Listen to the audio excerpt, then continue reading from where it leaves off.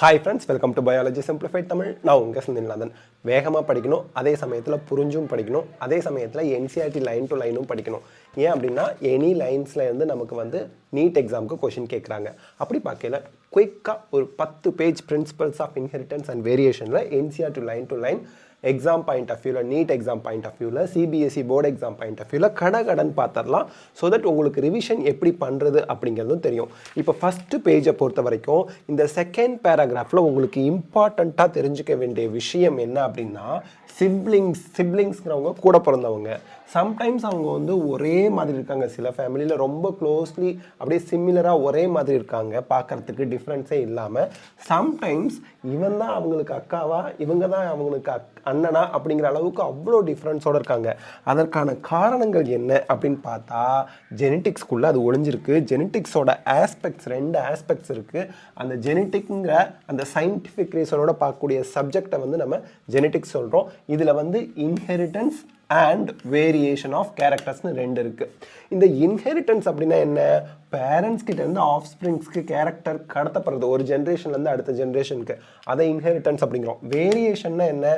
Parents கிட்ட இருந்து of ஸ்ப்ரிங்ஸ்க்கு character கடத்த போடும்போது அந்த ஆஃப் ஸ்ப்ரிங்ஸ்னால் குழந்தைங்க, அவங்க எப்படி பேரண்ட்ஸ் கிட்ட இருந்து வேறுபட்டு இருக்காங்க, அதுதான் வேரியேஷன் அப்படின்னு சொல்கிறோம். இந்த இடத்துல ஒரு கொஷின் கேட்பாங்க, பேசிஸ் ஆஃப் ஹெரிடிட்டி அப்படின்னா என்னன்னு. இந்த சைடில் இவ்வளோ இடம் கொடுத்துருக்காங்களா, இதெல்லாம் எதுக்கு? நம்ம இம்பார்ட்டன்ட் பாயிண்ட்ஸை நோட் பண்ணி வைக்கதான். பேசிஸ் ஆஃப் ஹெரிடிட்டி என்னது? இன்ஹெரிட்டன்ஸ். இது எப்பவுமே மறந்துடக்கூடாதுன்னு ஞாபகம் வச்சுக்கணும். பேசிஸ் ஆஃப் ஹெரிட்டன்ஸ் அப்படின்னு கொஷினில் கேட்டாங்கன்னா ஆன்சர் இன்ஹெரிட்டன்ஸ் மறந்துடக்கூடாது. அதே போல் 8000 to 1000 BCக்கு முன்னாடியே நம்ம ஆன்சஸ்டர்ஸ்க்கு வேரியேஷன், இன்ஹெரிட்டன்ஸ் இதுக்கெல்லாம் காரணம்.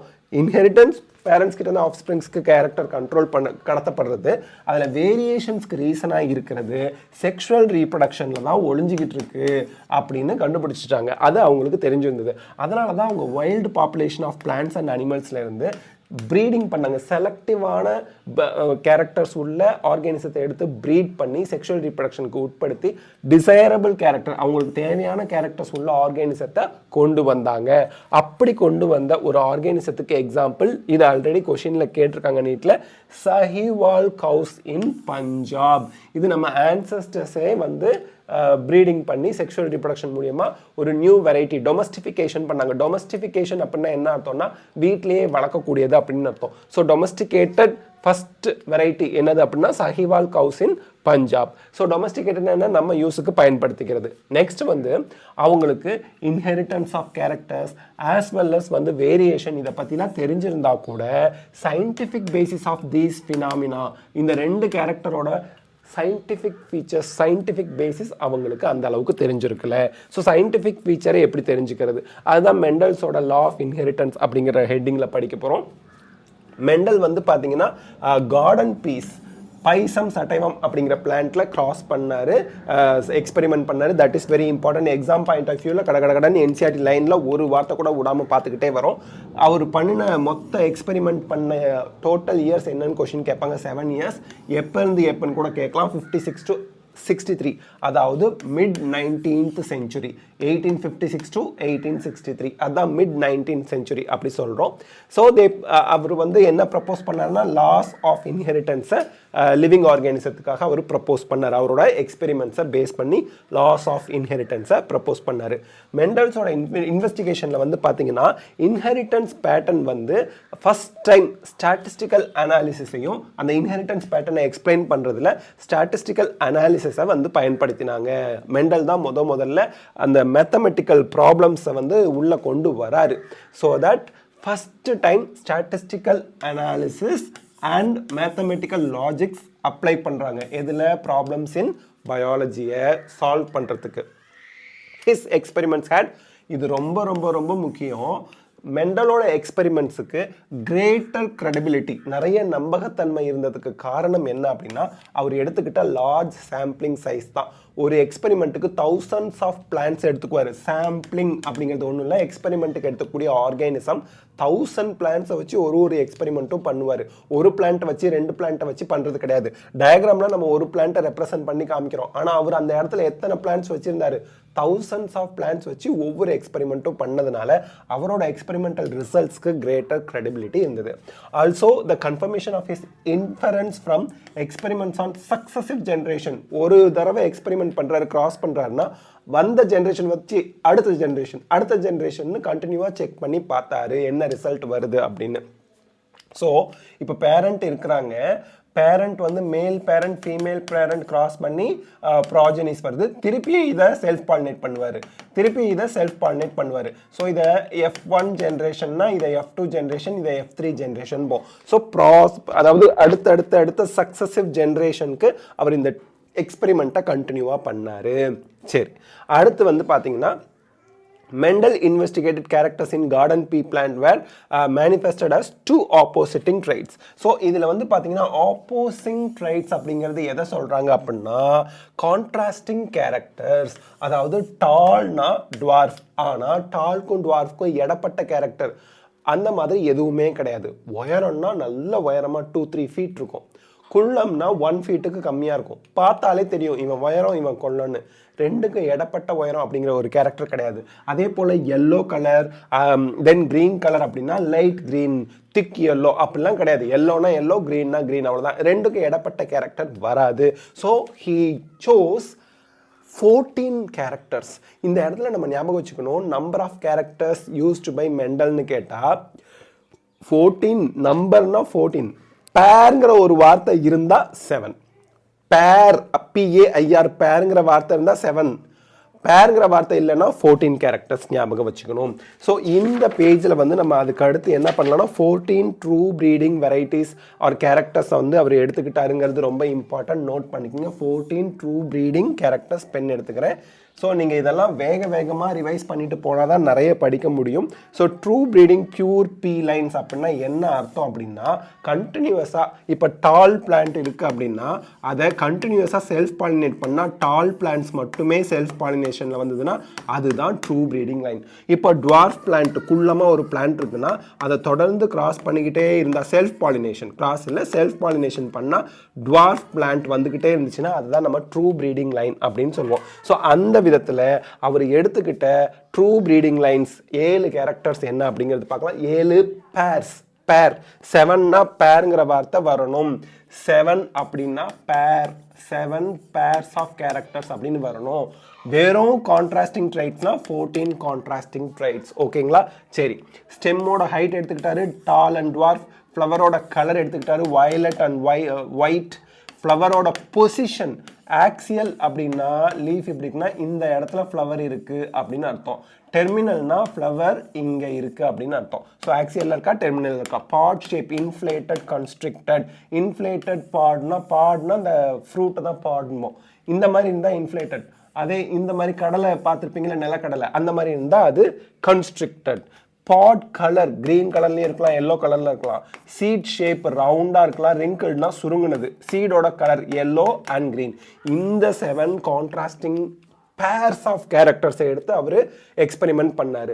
14 கேரக்டர்ஸ், 7னா பேர்ஸ் ஆஃப் கேரக்டர்ஸ்னு வரும். ஞாபகம் வச்சு கரெக்டாக ஆன்சர் பண்ணிடுங்க. ஓகே, இன்ஹெரிட்டன்ஸ் ஆஃப் 1 ஜீன் இப்போ கடகடன் பார்ப்போம். ஸோ நெக்ஸ்ட் பேஜ் வந்துட்டோம். ஆமாம், இன்ஹெரிட்டன்ஸ் ஆஃப் 1 ஜீனில் நம்ம எடுத்ததுமே பார்க்க வேண்டியது வந்து பார்த்தீங்க அப்படின்னா ஒரே ஒரு கேரக்டரை எடுத்துக்கிட்டு கிராஸ் பண்ணார். கிராஸ் பண்ணி வந்த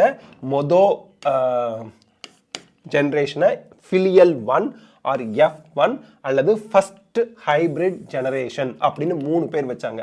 first hybrid generation, filial 1 or F1. இந்த 3 நேம் நீங்கள் நோட் பண்ணிக்கணும். அதுக்கடுத்து அவர் என்ன சொன்னார் அப்படின்னா so first generation filial 1 generation வந்துச்சு இல்லையா, அதில் அவர் என்ன பிளான்ட் எடுத்து கிராஸ் பண்ணார், டால் டுவார்ஃப் இந்த பிளான்ட்டை எடுத்து கிராஸ் பண்ணார். கிராஸ் பண்ணி வர்றது filial 1 first hybrid generation or F1 சொல்கிறோம். எல்லா பிளான்ட்டுமே டாலாக தான் இருந்துச்சு. 1000 பிளான்ட் எடுத்து கிராஸ் பண்ணுறாரு, large number of sampling size வச்சிருக்கிறாரு, எல்லாமே டால் பிளான்ட்டாக தான் இருந்தது, ஒன்று கூட டுவார்ஃபாக இல்லை. அதுதான் இங்கே சொல்கிறாங்க, F1 ப்ராஜனியில் எல்லாமே டாலாக தான் இருந்துச்சு. லைக் ஒன் ஆஃப் இட்ஸ் பேரண்ட்ஸ்னால் ஒரு பேரண்ட் டால் ஒரு பேரண்ட் டுவார்ஃபு, ஒரே ஒரு பேரண்ட் மாதிரி தான் இருந்தாங்க. இன்னொரு பேரண்டோட கேரக்டர் அவர் அப்சர்வ் பண்ணலை. அதே போல் எந்த கேரக்டரை எடுத்து 7 pairs of characters 7 pairs of characters வந்து 14 கேரக்டர்ஸ் ஆர் 7 பேர்ஸ் ஆஃப் கேரக்டர்ஸ்க்கு கிராஸ் பண்ணார் இல்லையா, அதில் எதுலையுமே அவர் வந்து F1 ஜென்ரேஷனில் 2 பேரண்டோட கேரக்டரும் பார்க்கல, ஒரே ஒரு பேரண்டோட கேரக்டர் மட்டும்தான் பார்த்தாரு. F1 always resembled either one of the parent. இதை ஞாபகம் வச்சுக்கணும். Mendel then self pollinated. இப்போ F1 ஜென்ரேஷனை செல்ஃப் பாலினேஷன் பண்ணி வரதை நம்ம F2 ஜென்ரேஷன் அப்படின்னு சொல்லுவோம். இப்போ நல்லா ஞாபகம் வச்சுக்கணும், F1 hybrid, tall parent dwarf parent hybrid cross பண்ணி வர்றது ஹைபிரிடாக இருக்கிறது F1 hybrid generation filial 1. F1 self pollinate பண்ணால் F2 இது எப்பவுமே மாறாது, மறந்துடாதீங்க. F1 வந்து செல்ஃப் பாலினேட் பண்ணுனா உங்களுக்கு கிடைக்கிறது F2 ஜென்ரேஷன். அந்த F2 ஜென்ரேஷனில் சில ஆஃப்ஸ்பிரிங்ஸ்னா அவங்களுக்கு வர குழந்தைகள் அப்படின்னு அர்த்தம், டுவார்ஃபாக இருந்தாங்க. அது F1 ஜென்ரேஷனில் நம்ம பார்க்கல. ஸோ F1 ஜென்ரேஷனில் பார்க்காத டுவார்ஃப் கேரக்டர் F2 ஜென்ரேஷனில் நமக்கு திருப்பியும் வந்திருக்குது சில பிளான்ஸில் அப்படிங்கிறத கண்டுபிடிச்சாரு. அது எந்த ப்ரொபோர்ஷனில்? ஏன்னா அவர் எல்லாமே மேத்தமெட்டிக்கல் லாஜிக் ஸ்டாட்டிஸ்டிக்கல் திங்ஸ் தான் யூஸ் பண்ணினார். அப்போ ஸ்டாட்டிஸ்டிக்கல் ஃபார்முலா மேத்தமெட்டிக் லாஜிக்கெல்லாம் வச்சு அப்ளை பண்ணி பார்க்கும்போது F2 பிளான்ஸில் 1/4 வந்து டுவார்ஃபாக இருந்துச்சு, 3/4 F2 பிளான்ஸ் டாலாக இருந்தது அப்படின்னு கண்டுபிடிச்சாரு. அப்போது அதை நம்ம எப்படி சொல்லுவோம், 3:1 அப்படிங்கிற ப்ரொபோர்ஷனில் சொல்லுவோம். இதில் இந்த 100% ஆஃப் த பிளான்ட்ல 25% டுவார்ஃபு, 75% டாலு. டுவார்ஃப் டாலுக்கு இடைப்பட்ட உயரம்னு ஒன்று கூட இல்லை. அப்படின்னா என்ன அர்த்தம், பேரண்டல் டைப் வந்து பிளண்ட் ஆகலை, டிட் நாட் ஷோ பிளண்டிங் அப்படிங்கிறத ஞாபகம் வச்சுக்கணும். ஸோ இப்படி தான் நீங்கள் ரிவைஸ் பண்ணணும், இல்லைன்னா உங்களுக்கு ரொம்ப டைம் எடுத்துக்கும். பார்த்துக்குங்க. இப்போ நான் பண்ணும்போது ரிவிஷன் பண்ணிகிட்ருக்கோம், இதுவே உங்களுக்கு நல்லா புரிஞ்சுக்கிட்டு தான் வருதுன்னா that is enough. Okay, next based on these observation, இந்த அப்சர்வேஷனை பேஸ் பண்ணி Mendel propose that something was being stably passed. ஏதோ ஒன்று ஒரு ஜென்ரேஷன்லேருந்து அடுத்த ஜென்ரேஷனுக்கு பாஸ் பண்ணிக்கிட்டே போகுது. அப்படி பாஸ் பண்ணிட்டு போகிறது யார் மூலியமாக பாஸ் ஆகுது, அன்சேஞ்ச்டு, மாறாமல் ஒரு கேரக்டர் வந்து பேரண்ட் கிட்ட இருந்து ஆஃப்ஸ்ப்ரிங்னா குழந்தைங்க. ஸோ அப்படி பாஸ் ஆகிக்கிட்டே போகுது. அப்படி பாஸ் ஆகிக்கிட்டே போகுது இல்லையா, அந்த ஸ்டேபிளாக வித்தவுட் எனி சேஞ்ச் அப்படி பாஸ் ஆகிட்டே போகிறத யார் கொண்டு போகிறா, கேரி பண்ணிட்டு போகிறான்னா கேமிட்ஸ் ஓவர் சக்சசிவ் ஜென்ரேஷன். இங்கே கேமிட்ஸ் வந்து கேரியர், ஞாபகம் வச்சுக்கணும். he called these things, கேமிட்ஸில் இருக்கக்கூடிய திங்ஸுக்கு பேர் ஃபேக்டர்ஸ். இப்போ அந்த ஃபேக்டர்ஸை நம்ம ஜீன்ஸுங்கிறோம். ஸோ கேரியர் கேமிட்டுக்குள்ளே இருக்கக்கூடிய அந்த திங்கு, அதை எடுத்துகிட்டு போகிறான் இல்லையா, அவன் எடுத்துகிட்டு போகிறவன் கேமிட்டு. உள்ளே இருக்க கேரக்டரை கண்ட்ரோல் பண்ணுற அந்த திங்குக்கு பேர் அவர் என்னன்னு வச்சார், ஃபேக்டர்னு வச்சார். நம்ம என்ன சொல்கிறோம், அதுக்கு பேர் jeans are present in the DNA. So DNA அப்போல்லாம் கண்டுபிடிக்கல, மைக்ரோஸ்கோப் கிடையாது, எதுவும் கிடையாது. அதனால் அப்போது அது ஃபேக்டர்ஸ் அப்படின்னு சொன்னார். இப்போ நம்ம டிஎன்ஏவோட செக்மெண்ட்டை ஜீன்ஸ்ன்னு சொல்கிறோம். Jeans therefore are units of inheritance. இங்கே சைடில் நீங்கள் எழுதணும், யூனிட் ஆஃப் இன்ஹெரிட்டன்ஸ் யாரு அப்படின்னு எழுதுறது மட்டும் இல்லாமல், ஜீன் எழுதுறது மட்டும் இல்லாமல், நோட் பண்ணி வைக்கிறது மட்டும் இல்லாமல், basis of heredity inheritance, units of inheritance genes அப்படின்னு நீங்கள் நோட் பண்ணி வைக்கணும். அப்போ தான் நம்ம எக்ஸாமில் மறக்காமல் ஆன்சர் பண்ணுவோம். Don't forget, they contain the information that is required to express a particular trait of organism. So ஜீனில் தான் இன்ஃபர்மேஷன் ஒழிஞ்சிக்கிட்டு இருக்கு. அந்த இன்ஃபர்மேஷன் என்ன பண்ணுது, ஒரு பர்டிகுலர் கேரக்டரை எக்ஸ்பிரஸ் பண்ண ஹெல்ப் பண்ணுது. Genes which code for a pair of contrasting character, அதை அல்லீல் அப்படிமோ. இந்த அல்லீல் 3 ஃபார்மில் இருக்கலாம். ஒன்று நாட் 3 ஃபார்ம்ஸ், 2 ஃபார்ம்ஸ். ஆக்சுவலாக 3 ஃபார்ம்ஸ் அப்படிங்கிறது நம்ம எதை சொல்கிறோம் அப்படின்னா, கேபிட்டல் T, ஸ்மால் டி, டால்க்கு. ஓகே, இந்த கேபிட்டல் டியும் ஸ்மால் டியும் ரெண்டும் ஒரே மாதிரி இருக்கிறதுனால அதை ஹோமோசைகோட்ஸ் அப்படிம்போம். ஜைகோட்னா பேரா இருக்குன்னு அர்த்தம். கேபிட்டல் டி பேரா இருக்கு, ஒரே மாதிரி இருக்கு, ஹோமோசைகோட். ஹோமோனா சிமிலர். ஸ்மால் டி ஒரே மாதிரி இருக்கு, ரெண்டு அல்லிலும் ஒரே மாதிரி இருந்தால் அதுவும் ஹோமோசைகோட். கேபிட்டல் டி ஸ்மால் டின்னு இருக்கே அவனை நம்ம ஹெட்டிரோசைகோட் அப்படின்னு சொல்லுவோம். சரி, கேபிட்டல் டி டாலா இருக்கு, ஸ்மால் டி டுவார்ஃப் குட்டியா இருக்கு. ஆனா கேபிட்டல் டி ஸ்மால் டின்னு இருக்கு இல்லையா, இந்த இடத்துல நல்லா ஞாபகம் வச்சுக்கணும். கேபிட்டல் டிங்கிற பிளான்ட் டாலா இருக்கு, ஸ்மால் டி டுவார்ஃபா இருக்கு. அப்ப கேபிட்டல் டி ஸ்மால் டி எப்படி இருக்கு? டாலா இருக்கு. ஓகேங்களா? அப்போ இதை ஹெட்டிரோசைகோட் அப்படின்னு சொல்லுவோம். டிஃப்ரெண்ட், ஹெட்டிரோனா டிஃப்ரெண்ட், ரெண்டு different allele, two forms of allele one ஜீன்ல இருந்துச்சுன்னா அதை நம்ம ஹெட்டிரோசைகோட் அப்படின்னு சொல்லுவோம். சரி, ஸோ டால் டுவார்ஃப் ஃபீனோடைப்பை கண்ட்ரோல் பண்ணுறது இவங்க தான். இப்போ கேபிட்டல் டி ஸ்மால் டிங்கிறத ஜீனோடைப்னு சொல்லுவோம். எக்ஸ்பிரஸ் ஆகிற கேரக்டரை டால் டுவார்ஃப் அப்படிங்கிறத ஃபீனோடைப் அப்படின்னு சொல்லுவோம். உயரமாக இருக்கு, குள்ளமாக இருக்குங்கிறது ஃபீனோடைப். உள்ள கேபிட்டல் டி ஸ்மால் டின்னு லெட்டர்ல ரெப்ரசென்ட் பண்றோம்ல அல்லீல்ஸை, அதை நம்ம ஜீனோடைப் ஆஃப் த ஆர்கானிசம் அப்படின்னு சொல்லுவோம். லாஸ்ட் பேராகிராஃப்ல நீங்க தெரிஞ்சுக்க வேண்டியது என்னன்னா, கேபிட்டல் டி ஸ்மால் டிங்கிறது ஹெட்ரோசைகோட் F1ல இருக்கு. அதே போல கேபிட்டல் டி பேரண்ட் ஃபர்ஸ்ட் நம்ம எடுத்துக்கிட்டோம்ல, கேபிட்டல் டி எப்படி இருக்கு? உயரமா இருக்கு. கேபிட்டல் டி ஸ்மால் டி அதே மாதிரியே ஃபீனோடைப்பை கொண்டு இருக்கு, உயரமாவே தான் இருக்கு. Even though they are heterozygote, capital D small டின்னு ஹெட்டிரோசைகோட்டா டிஃப்ரெண்ட் அல்லீல் இருந்தாலும் அது லுக் லைக் ஃபீனோடைப் யார் மாதிரி இருக்கு? டாமினன்ட் பேரண்ட் அப்பியரன்ஸ்ல கேபிட்டல் டி டாமினன்ட் பேரண்ட் மாதிரி இருக்கு. இப்போ என்ன சொல்றாங்க? F1 ஜெனரேஷன்ல எக்ஸ்பிரஸ் ஆகிற கேரக்டர் டாமினன்ட். F1ல எக்ஸ்பிரஸ் ஆகல, ஒருத்தன் குள்ளமா இருக்கவன் F1ல வரவே இல்லை, ஒரு கேரக்டர் எக்ஸ்பிரஸ் ஆகல, ஒரு பேரண்டோட கேரக்டர் தான் எக்ஸ்பிரஸ் ஆனிச்சு. எந்த பேரண்டோட கேரக்டர் எக்ஸ்பிரஸ் ஆனிச்சு? அவன் டாமினன்ட். எந்த பேரண்டோட கேரக்டர் F1ல சொல்றேன், F1ல எந்த பேரண்டோட கேரக்டர் எக்ஸ்பிரஸ் ஆனிச்சோ அவன் டாமினன்ட். எந்த பேரண்டோட கேரக்டர் ஹிடன் மறைக்கப்பட்டது F1ல அவன் ரிசசிவ் அப்படின்லாம் சொன்னாங்க. இப்போ நீங்க கேட்கலாம், இப்போ டால் ஓகே, டுவார்ஃப் ஓகே, இவன் டால் டாமினன்ட் கேபிட்டல் டின்னு கொடுங்க, டுவார்ஃப் ரிசசிவ் ஸ்மால் டி கொடுக்க வேண்டியது தானே அப்படின்னா, capital T dominant, small T recessive இப்படி இருந்துச்சுன்னா நமக்கு கன்ஃபியூஷன் வந்துடும். இது டால்னு வச்சுக்கிறோம், இவன் டுவார்ஃப் ரிசசிவ்னு வச்சுக்கிறோம். ரெண்டுமே ஒரு கேரக்டர் ஹைட் அப்படிங்கிற கேரக்டரை தான் எக்ஸ்பிரஸ் பண்ணுது. ஆனால் இது தனித்தனியாக ரெப்ரசன்ட் பண்ணும்போது நமக்கு டவுட் வந்துடும். அதனால தான் டால் ஒரு கேரக்டருக்கு கேபிட்டல் டினா, டுவார்ஃபுக்கு வேற லெட்டர் எடுக்காம கேபிட்டல் டியோட ஸ்மால் லெட்டர் எடுத்துக்கிட்டா நம்ம அண்டர்ஸ்டாண்டிங்க்கு ஈஸியாக இருக்கும்னு ஒரு கேரக்டரோட கேபிட்டல் லெட்டர் அப்பர் கேஸை டாமினன்ட்டுக்கும் லோயர் கேஸை அதே கேரக்டருக்கு ரிசசிவ்க்கும் வச்சுக்கிறாங்க. அதுதான் இங்கே எக்ஸ்பிளைன் பண்ணியிருப்பாங்க, in order to avoid confusion. Okay, next நம்ம அடுத்த இது வரும். இதில் மோனோ ஹைபிரிட் கிராஸ்னு ஏன் பேர் வச்சாங்க அப்படின்னு சொல்லியிருப்பாங்க. இதில் பார்த்தீங்கன்னா கேபிட்டல் டி ஸ்மால் டிங்கிறது heterozygous for genes controlling one character, that is height அப்படிங்கிற கேரக்டர். நீங்கள் டால்னு சொல்லலாம், டுவார்ஃப்னு சொல்லலாம். டால்னா உயரமாக இருக்கான், டுவார்ஃப்னா குள்ளமாக இருக்கான். ரெண்டுமே உயரம் தானே, ரெண்டுமே ஹைட் அப்படிங்கிறது தானே, எவ்வளோ உயரமாக இருக்க அப்படிங்கிறது தானே. ஸோ டால் ரொம்ப உயரம், டுவார்ஃப் கொஞ்சம் உயரம், அதான் டுவார்ஃப். ஓகேங்களா? ஸோ தட் ரெண்டுமே ஹைட்டுங்கிற ஒரு கேரக்டர் தான். அதனால கேபிட்டல் டி ஸ்மால் டிங்கிற ஒரு plant heterozygous for genes controlling one character அப்படிங்கிறதுனால இதை மோனோ ஹைபிரிட் அப்படிங்கிறோம். இந்த கிராஸ் கேபிட்டல் டி ஸ்மால் டிங்கிற பேரண்ட் எடுத்து கிராஸ் பண்ணுறதுனால தான் இந்த ஹைபிரிட் வரதுனால மோனோ ஹைபிரிட் கிராஸ் அப்படின்னு சொல்கிறோம், ஒரு கேரக்டர் எடுத்து கிராஸ் பண்ணுறதுனால. From the observation that the recessive parental trait is expressed without any blending in the F2 generation. So F2 generation நம்ம என்ன சொன்னோம், டால் பிளான்ட் வந்துச்சு, டுவார்ஃப் பிளான்ட் வந்துச்சு, ரெண்டுக்கும் இடப்பட்ட ஃபினோடைப் மீடியம் ஹைட்னு ஒன்று வரலை.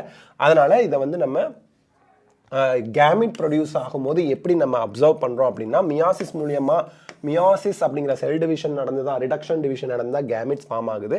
அப்போது பேரண்டல் pair அதாவது alleles of the parental pair வந்து segregate ஆகுதுன்னா separate ஆகுது parent capital T small t னா gamete form ஆகல capital T ஒரே மாதிரி ஃபார்ம் ஆகுது இங்க gamete ஃபார்ம் ஆகும்போது small t ன்னு ஃபார்ம் ஆகுது ஓகேங்களா so the thing is gamete குள்ள one allele தான் உள்ள போகும் ரெண்டும் சிமிலரா இருந்தாலும் சரி ஒருவேளை dissimilar allele இருந்தா T 50% small t 50% ப்ரொடியூஸ் ஆகும் so genesல pair of alleles இருந்தாலும் ஒவ்வொரு ஜீனுக்குள்ளேயும் பேர் ஆஃப் அல்லீல்ஸ் இருந்தாலும் கேமெட் ஃபார்மேஷன் நடக்கும்போது ஒரு அல்லீல் தான் ஒவ்வொரு கேமெட்டுக்குள்ளேயும் உள்ள போகும் இதனால தான் நமக்கு F1ல எக்ஸ்பிரஸ் ஆகாத டுவார்ஃப் அப்படிங்கிற கேரக்டர் F2ல எக்ஸ்பிரஸ் ஆச்சு because of the segregation of the alleles ஓகேங்களா So next, this segregation of alleles is a random process and so there is a 50% of chance of gamete containing either allele heterozygote and the as has been verified by the result of the crossing. So அது இப்போ நம்ம crossing பார்ப்போம் so இந்த crossingல வந்து நம்ம தெரிஞ்சுக்க வேண்டியது இதெல்லாம் நம்ம ஆல்ரெடி புன்னட் ஸ்கொயர் வந்து நம்ம யூஸ் பண்ணுவோம் புன்னட் ஸ்கொயரில் டாப் ரோவில் நம்ம வந்து என்ன யூஸ் பண்ணுவோம்னா கேமிட்ஸ் அண்ட் லெஃப்ட் காலம்லேயும் gametes left column top row இது ரெண்டுலையும் நம்ம கேமிட்ஸை ரெப்ரசென்ட் பண்ணுவோம் பாக்ஸுக்குள்ள பாசிபிள் ஜீனோடைப் அப்புறம் ஃபீனோடைப் இது ரெண்டையும் எக்ஸ்பிரஸ் பண்ணுவோம் இப்போ மோனோஹைபிரிட் கிராஸ் பார்க்கலாம் ஃபர்ஸ்ட் பேரண்டல் ஜென்ரேஷனில் pure true breeding tall and true breeding dwarf எடுத்தாச்சு அதை கண்டினியூஸாக செல்ஃப் பாலினேஷன் பண்ணி உயரமாகவே வந்துச்சுன்னா அது ட்ரூ ப்ரீடிங் டால் கண்டினியூஸாக செல்ஃப் பாலினேஷன் பண்ணி குள்ளமாகவே இருந்துச்சுன்னா அது ட்ரூ ப்ரீடிங் டுவார்ஃப் எடுத்துக்கிட்டாரு அவங்க போலங்கிரைனை எடுத்து இந்த எக்கோட ஃபியூஸ் பண்ணும்போது நமக்கு என்ன கிடைக்குது எல்லாமே டால் பிளான்ட் கிடைக்குது இதை நம்ம தெரிஞ்சுக்கிறதுக்கு டாப் ரோலையும் லெஃப்ட் காலம்லையும் நம்ம என்ன பண்ணிடுறோம்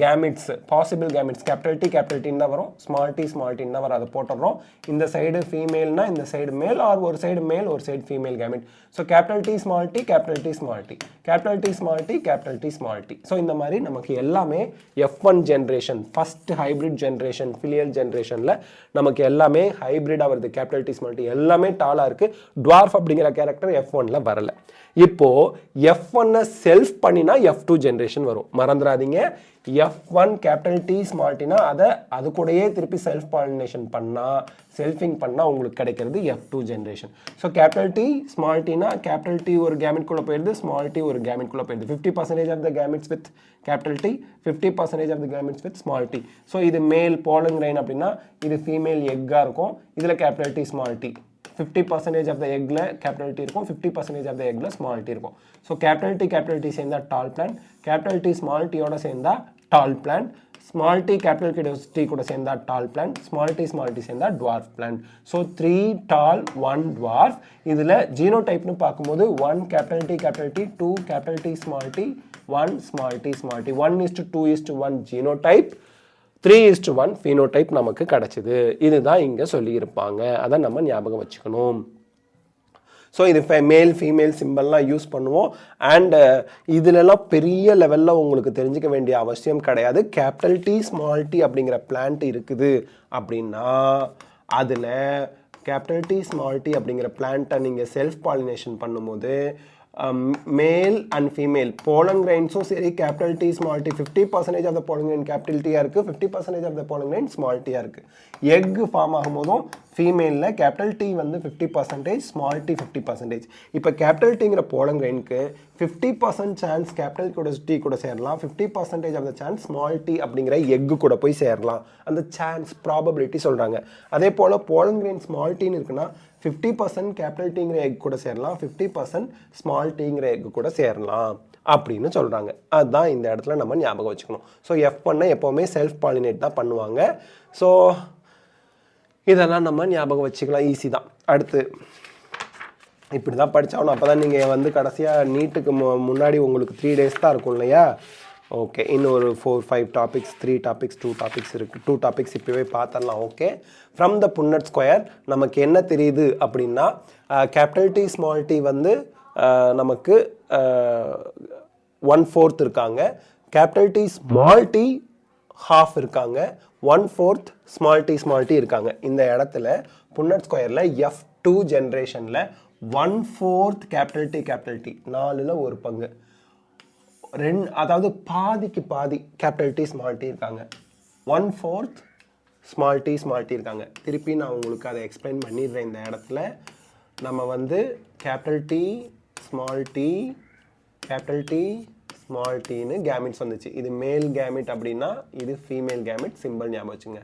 இவன் 2 பேரும் சேர்ந்தானா கேபிட்டல் டி, இவனும் சேர்ந்தானா கேபிட்டல் டி ஸ்மால் டி, இவனும் சேர்ந்தானா கேபிட்டல் டி ஸ்மால் டி, இவனும் ஸ்மால் டி 4ல் 1 தான் ஸ்மால் டி 4ல் 1 தான் கேபிட்டல் டி 4ல் 2 கேபிட்டல் டி ஸ்மால் டி. இதை சிம்பிள் பண்ணி வந்தோம்னா 1/2 எழுதுவோம்ல, அதுதான் இங்கே 1/2 கேபிட்டல் டி ஸ்மால் டி. இங்கே கேட்பீங்க ஏன் 2/4 வரணும், அதை சிம்பிள் பண்ணி 1/2ன்னு எழுதியிருக்காங்க. ஸோ அதுதான் இங்கே. ஸோ இதெல்லாம் நம்ம ஞாபகம் வச்சுக்கணும். இதுக்கு ஒரு ஃபார்முலா கொடுத்துருப்பாங்க. எக்ஸ்பிரஸ் பண்ணுற கேரக்டர் ஃபீனோடைப்பிக் கேரக்டர் 3:1 டால்னு 3 டால் 1 டுவார்ஃபு. அதில் ஜீனோடைப்பை எக்ஸ்பிரஸ் பண்ணும்போது 1/4 capital D 1/2 capital D small d 1/4 small d ஞாபகம் வச்சுக்கணும். ஸோ அதுதான் இதுக்கு ஒரு ஃபார்முலா. என்ன formula? ax plus by the whole squared. ஸோ இதில் அப்ளை பண்ணும்போது half t plus half t the whole squared, half t plus half t the whole squaredனு போட்டால் இங்கே பாருங்கள் half t plus half t capital T small t, again half t plus half small t. இதை explain பண்ணி எழுதிருக்காங்க. இதை ரெண்டையும் multiply பண்ணால் இது கிடைக்கும், இதை ரெண்டையும் மல்டிப்ளை பண்ணால் இது கிடைக்கும். again மல்டிப்ளை பண்ணி எல்லாத்தையும் கவுண்ட் பண்ணிங்கன்னா 1/4 capital D 1/2 capital D small d 1/4 small d அப்படிங்கிறது கிடைக்குது. இந்த ஃபார்முலாவில் அப்ளை பண்ணும்போது இந்த ஃபார்முலா கொஷின் கேட்கலாம், ஞாபகம் வச்சுக்கோங்க. நெக்ஸ்ட்டு இப்போது உங்களுக்கு Mendel self pollinated F2 generation and found dwarf F2 plants continued to generate dwarf plants. இப்போது இந்த இடத்துல நீங்கள் புரிஞ்சிக்க வேண்டியது என்ன, F2 பிளான்ஸை மெண்டல் செல்ஃப் பாலினேட் பண்ணுறாரு. F2 பிளான்ஸ் எப்படி கிடச்சது உங்களுக்கு? 3:1. இங்கே கேபிட்டல் டி இருக்கலாம், கேபிட்டல் டி ஸ்மால் டி இருக்கலாம், டால். சரி, 1 வந்து டுவார்ஃப் எப்போவுமே ஸ்மால் டின்னு இருந்தால் மட்டும்தான் டுவார்ஃபாக இருக்கும். இதை எப்போ செல்ஃப் பாலினேட் பண்ணாலும் உங்களுக்கு ஸ்மால் பிளான்ஸ் டுவார்ஃப் பிளான்ஸ் மட்டுமே கிடச்சிக்கிட்டு இருக்கு. அப்போது F1 generation F2, not F1, this is F2, ஓகேங்களா? F2ல தான் 3:1 வந்துச்சு.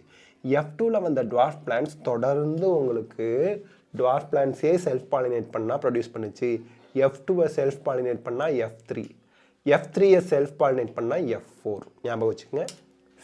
F1 மட்டும்தான் 2 டிஃப்ரெண்ட் கான்ட்ராஸ்டிங் கேரக்டர்லேருந்து வந்த பிளான்ஸ், F1 ஹைப்ரிட். F1னை செல்ஃப் பாலினேட் பண்ணால் F2, F2வை செல்ஃப் பாலினேட் பண்ணால் F3, F3யை செல்ஃப் பாலினேஷன் பண்ணிங்கன்னா F4. இதுதான் அடுத்தடுத்து. சரி, இப்போது F2 ஜென்ரேஷனில் டுவார்ஃப் பிளான்ட்டை செல்ஃப் பாலினேட் பண்ணால் கண்டினியூவாக டுவார்ஃப் பிளான்ட் மட்டும்தான் வருது. அதே டால் பிளான்ட்டில் 1/4 கிடச்சிது இல்லையா, அதை செல்ஃப் பாலினேட் பண்ணால் டால் பிளான்ட் மட்டும் கிடச்சிது. அதே 2/4 ஆர் 1/2ன்னு சிம்பிள் பண்ணி எழுதி கேபிட்டல் டி ஸ்மால் டி இருக்குல்ல, இதை செல்ஃப் பாலினேட் பண்ணால் 3:1ன்னு டால் பிளான்ட்டும் டுவார்ஃப் பிளான்ட்டும் மிக்ஸ்டாக கிடச்சிருக்கு. இந்த ஜீனோடைப்பை நம்ம செல்ஃப் பாலினேட் பண்ணும்போது மேத்தமெட்டிக்கலாக நம்ம வந்து ஜீனோடைப்பிக் ரேஷியோவை கண்டுபிடிக்கலாம், 1:2:1ன்னு மேத்தமெட்டிக்கலாக புன்னட் ஸ்கொயர் வச்சு. ஆனால் ஆக்சுவல் காம்பினேஷன் ஒரு டால் பிளான்ட்டை நான் உங்ககிட்ட கொடுக்குறேன், அந்த டால் பிளான்ட் பியூரா அல்லது ஹைப்ரிடான்னு எப்படி உங்களுக்கு தெரியும்? பியூர் டால் ட்ரூ ப்ரீடிங்னா கேபிட்டல் டியா கேபிட்டல் டி ஸ்மால் டியான்னு ஃபீனோடைப்பை வச்சு எப்படி சொல்வீங்க? கண்ணு, நான் ஜீனோடைப் நான் உங்களுக்கு சொல்கிறது புரியுதா? ஜீனோடைப் மேத்தமெட்டிக்கலாக அந்த ஃபார்முலாவை வச்சு ax + by the whole squared அப்படிங்கிறத போட்டு நீங்கள் ஜீனோடைப் 1:2:1ன்னு கண்டுபிடிச்சிடலாம். பட் இங்கே கொஷின் என்ன அப்படின்னா, உங்களுக்கு ஒரு டால் பிளான்ட்டை கொடுத்துட்டேன், மேத்தமெட்டிக்கலாக சொல்லியாச்சு. இப்போ டால் பிளான்ட் பார்க்குறீங்க, எந்த டால் பிளான்ட்டில் கேபிட்டல் டி இருக்குது, எந்த டால் பிளான்ட்டில் கேபிட்டல் டி ஸ்மால் டி இருக்குன்னு எப்படி சொல்ல முடியும்? அதுக்கு தான் டெஸ்ட் கிராஸ், சோதனை கலப்பு அப்படிங்கிற ஒன்றை இன்ட்ரடியூஸ் பண்ணாங்க. சரி, டெஸ்ட் கிராஸ் அப்படிங்கிறது என்ன? To predict the genotype of the organism. So 2 plant. இப்போ மெண்டல் என்ன பண்ணாரு அப்படிங்கறத பாத்துக்கங்க. அசஸ் அண்ட் ரீசன்ல இந்த லைன் ரொம்ப ரொம்ப முக்கியம். Mendel crossed the tall plant from F2 with the dwarf plant. So Mendel என்ன பண்ணாருங்கறத நீங்க நோட் பண்ணிக்கணும். Mendel crossed the tall plant F2. F2ல வந்த tall plant F2 generationல 3:1 வந்துலயே அதுல வந்த tall plant dwarf plant ஓட கிராஸ் பண்ணாரு. This he called a test cross. அததான் அவர் என்ன சொன்னாரு? Test crossனு சொன்னாரு. Very important line. Assess and reason statement 1, 2 அதுல கண்டிப்பா இந்த லைன் கேட்பாங்க, ஞாபகம் வச்சுக்கங்க. நெக்ஸ்ட் வந்து பாத்தீங்கன்னா in a typical test cross an organism P plant here showing a dominant phenotype and whose genotype is to be determined. உங்களுக்கு F2 ஜெனரேஷன்ல டால் பிளான்ட்டை எடுத்துக்கிறீங்க, phenotype உங்களுக்கு தெரியுது, பட் ஜீனோடைப் நீங்க இனிமே தான் டிட்டர்மைன் பண்ணணும் dwarf பிளான்ட்டோட கிராஸ் பண்றதுனால. அதனால இந்த இடத்துல செல்ஃப் கிராஸ் பண்றதுக்கு பதிலா ரிசசிவ் பேரண்டோட நீங்க கிராஸ் பண்றீங்க. எதுக்கு? To determine genotype. Self pollinate பண்ணா தெரியாது, அதுக்கு பதிலா ரிசசிவ் பிளான்ட்டோட நீங்க கிராஸ் பண்றீங்க. The progenies of such cross can be easily analyzed to predict the genotype of the test organism. So நம்ம டெஸ்ட் பண்ணுறோம். இப்போது நான் உங்ககிட்ட ஒரு டால் பிளான்ட் கொடுத்துட்டேன், அது ஹோமோசைகஸா ஹெட்ரோசைகஸா, கேபிட்டல் டி ஸ்மால் டியாங்கிறத நீங்கள் வந்து கண்டுபிடிக்கணும். டெஸ்ட் ஆர்கானிசத்தோட ஜீனோடைப்பை நீங்கள் கண்டுபிடிக்கணும். அதுக்கு நீங்கள் யார் கூட கிராஸ் பண்ணணும்? செல்ஃப் பாலினேட் பண்ணுறதுக்கு பதிலாக ரிசசிவ் பிளான்ட்டோட நீங்கள் கிராஸ் பண்ணணும். ரிசசிவ் பேரண்ட்னு கொடுத்துட்டான். இந்த வார்த்தை ரொம்ப முக்கியம். ரிசசிவ் பேரண்ட்டோட நீங்கள் கிராஸ் பண்ணணும். அதனால் இதுக்கு பேர் டெஸ்ட் கிராஸ் அப்படின்னு சொல்லிட்டோம். ஓகே, இப்போ அதுக்கு ஒரு எக்ஸாம்பிள் கொடுத்துருக்காங்க. Using Punnett square try to find out the nature of offspring of a test cross. அது இனிமேல் தான் பார்க்க போகிறோம். Using the genotypes of this cross can you give a general definition for test cross அப்படின்னு கேட்டிருக்காங்க. Okay, பார்க்கலாம். இப்போ உங்ககிட்ட இப்போ டால் டுவார்ஃப் பிளான்ட்டுக்கு பதிலாக வயலட் அண்ட் ஒயிட் கொடுத்தாது. இப்போது வயலட் கலருங்கிறது டாமினன்ட், அது எனக்கு தெரியும். ஓகேங்களா? இந்த வயலட் கலர் வந்து பியூர் ட்ரூ ப்ரீடிங் கேபிட்டல் டபிள்யூவா அல்லது ஹைப்ரிட் கேபிட்டல் டபிள்யூ ஸ்மால் டபிள்யூவான்னு நீங்கள் கண்டுபிடிக்கணும். வயலட் கலர் பிளான்ட்டை நான் உங்ககிட்ட கொடுத்தேன். வயலட் கலர் ஃப்ளவர் இருக்க பிளான்ட்டை, வயலட் கலர் ஃப்ளவருங்கிறது டாமினன்ட்டு, ஒயிட் கலருங்கிறது ரிசசிவ். ஓகேங்களா? இப்போ இது ட்ரூ ப்ரீடிங்கா அல்லது ஹைப்ரிடா அப்படின்னு கண்டுபிடிக்க போறீங்க. ஹோமோசைகஸா ஹெட்டரோசைகோட்டான்னு கண்டுபிடிக்க போறீங்க. இப்போ நீங்கள் என்ன பண்ணணும்? ஒருவேளை நீங்கள் வந்து இதை ஒயிட் பிளான்ட்டோட கிராஸ் பண்ணணும். இங்கே பாருங்கள், உங்ககிட்ட பிளான்ட் கொடுத்தாச்சு, ஒயிட் பிளான்ட்டோட கிராஸ் பண்ணணும். ஒயிட்டுங்கிறது ஸ்மால் டபிள்யூ, அப்போ ஸ்மால் டபிள்யூன்னு கேமிட் வரும். ஒயிட் தான் ரிசசிவ் பேரண்ட்டு, ஹோமோசைகஸாக தான் இருக்கும் ரிசசிவ்னா. இது ஒருவேளை டாமினன்ட் பேரண்டாக இருந்தால் எல்லாமே வயலட் கலரில் வரும். ஏன்னா capital W small W violet, capital W small W violet, capital W small W violet, capital W small W violet.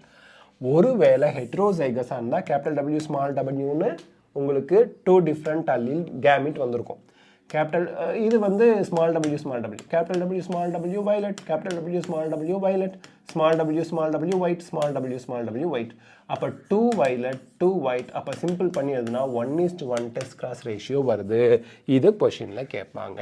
So 1:1ன்னு வந்தால் உங்களுக்கு கொடுத்த பிளான்ட்டு ஹெட்டரோசைகோட். எல்லாமே 100% வந்து வயலட்டாக வந்துச்சுன்னா கொடுத்த பிளான்ட் ஹோமோசைகஸ். ஞாபகம் வச்சுக்கணும். இந்த மாதிரி கண்டுபிடிக்கலாம். ஸோ டெஸ்ட் கிராஸ் அப்படிங்கிறது கொடுத்த பிளான்ட்டை ரிசசிவ் பேரண்ட்டோட கிராஸ் பண்ணால் அதுக்கு பேர் டெஸ்ட் கிராஸ் அப்படின்னு நீங்கள் டிஃபைன் பண்ணலாம். So based on his observation on monohybrid cross, அவர் 2 லாஸ் ப்ரப்போஸ் பண்ணார், principles or laws of inheritance. Monohybrid கிராஸை பேஸ் பண்ணி law of dominance first law and the second law of segregation. NEET exam question note பண்ணிக்கோங்க, உங்களுக்கு board எக்ஸாமுக்கு வரலாம். Monohybrid கிராஸை base பண்ணி மொத்தம் 3 லா அவர் கொடுத்தாரு. அதில் மோனோஹைப்ரிட் கிராஸை பேஸ் பண்ணி 2 லா தான். ஒன்று law of dominance first law, ரெண்டாவது law of segregation second law. Okay, law of டாமினன்ஸ்னா என்ன? Characters are controlled by the discrete units called factors. அது நமக்கு தெரியும். ஒவ்வொரு கேரக்டரையும் கண்ட்ரோல் பண்ணுறது ஃபேக்டர். இப்போ அதை நம்ம என்ன சொல்கிறோம்? ஜீன் அப்படின்னு சொல்கிறோம். ஃபேக்டர்ஸ் அக்கர் இன் பேர்ஸ். எப்போவுமே கேபிட்டல் டி ஸ்மால் டி இப்படி பேராக தான் இருக்கும். In a dissimilar pair, capital T small t இருந்ததுன்னா ஒன்று இன்னொன்று டாமினேட் பண்ணும். அதான் law of dominance. Capital D small d இருந்தால் கேபிட்டல் டி தான் அதோட கேரக்டரை எக்ஸ்பிரஸ் பண்ணும் டால் பிளான். ஸ்மால் டீயை அது ரிசசிவ், அதை டாமினேட் பண்ணுறது கேபிட்டல் டீயாக இருக்கும். இன்னொன்று ரிசசிவ் சொல்கிறோம். So the law of dominance is use to explain F1ல ஒரு கேரக்டர் மறைக்கப்படுது, ஒரு பேரண்டல் கேரக்டர் மறைக்கப்படுது, அதே F2ல திருப்பியும் எக்ஸ்பிரஸ் ஆகுது 3:1 அப்படிங்கிற ரேஷியோவில். ஸோ இது law of dominance. Law of செக்ரிகேஷன்னா என்ன? This is based on the fact that alleles do not show any blending. இப்போ capital T small t இருக்குன்னா இது ரெண்டும் மிக்ஸ் ஆகாது. Alleles mixing ஆகாது. Both characters are recovered. Tall dwarf ரெண்டுமே F2 ஜென்ரேஷனில் ரெக்கவர் ஆகிடும், வந்துடும். F1ல டுவார்ஃப் பேரண்ட் வரல, ஆனால் F2ல 3:1 அப்படின்னு சொல்லி டால் டுவார்ஃப் பிளான்ட் ரெண்டும் ரெக்கவர் ஆயிடுச்சு, திருப்பி கிடச்சிடுச்சு. இதுக்கு காரணம் though the parent contain 2 alleles during gamete formation, the factors or alleles of a pair segregate from each other such that gamete receives only one of the 2 factors. capital T small t இருக்குன்னா gamete formation அப்போ ரெண்டு கேரக்டரும் segregate ஆகி தனித்தனியாக பிரிஞ்சு போயிடுச்சு. அப்போ capital D இன்னொரு கேமிட் வருது அப்படின்னா கேபிட்டல் டி கூட சேரலாம், கேபிட்டல் டி ஸ்மால் டி கூட சேரலாம், ஸ்மால் டி கேபிட்டல் டி கூட சேரலாம், ஸ்மால் டி கூட சேரலாம். ஸ்மால் டி சேர்ந்ததுன்னா F1ல மறைஞ்சு போன டுவார்ஃப்ங்கிற கேரக்டர் F2ல திருப்பியும் அப்பியர் ஆகிடும் அப்படின்ட்டாங்க. So of course a homozygous parent produce all gametes that are similar while heterozygous one produce 2 kinds of gametes. So heterozygota இருந்ததுன்னா 2 types of gametes வரும். homozygota இருந்தால் எல்லா gametலையும் capital T தான் வரும். small t homozygous இருந்தால் எல்லா gametலையும் small t தான் வரும். heterozygota இருந்தால் மட்டும்தான் 2 types of gamete வரும் அப்படின்னு இங்கே சொல்கிறாங்க. ஸோ அப்படி 2 types of gamete heterozygote promote பண்ணாலும் 50% ஈக்குவல் ப்ரொபோர்ஷனில் தான் அது ப்ரொடியூஸ் பண்ணும் அப்படிங்கிறாங்க. இன்கம்ப்ளீட் டாமினன்ஸ்லேருந்து நெக்ஸ்ட் பார்ட் வீடியோவில் பார்க்கலாம். So this is how you have to revise கடன் ரிவைஸ் பண்ணணும். ஓகே, ஸோ இந்த வீடியோ உங்களுக்கு ஹெல்ப்ஃபுல்லாக இருந்தால் லைக் ஷேர் கமெண்ட் பண்ணுங்கள். All the best of luck. God bless you. Thank you.